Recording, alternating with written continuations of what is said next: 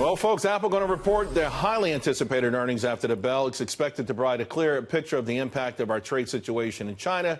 Give us some glimpse there. Also, more importantly, perhaps, can they prove that they're more than just a smartphone company? IMD Business School professor Howard Wu joins us now. Howard, Apple, low expectations.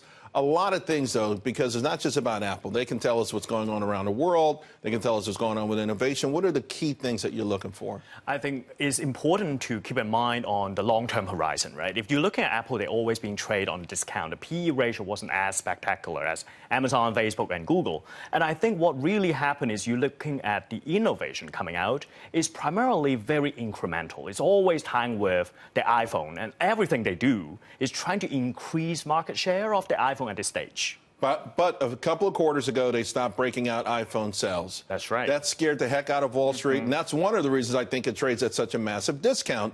So the question is, not only the iPhone, but what are they doing beyond the iPhone? What else, is there enough innovation to justify a $1 trillion company here? That's really the crux of the company, right? If you're looking at other big tech companies, they always have different businesses. Amazon have a B2C and B2B on Amazon Cloud, you just cover. But looking at Apple is mainly to be almost a one-device company. And that becomes really tough to justify the almost $1 trillion valuation going forward.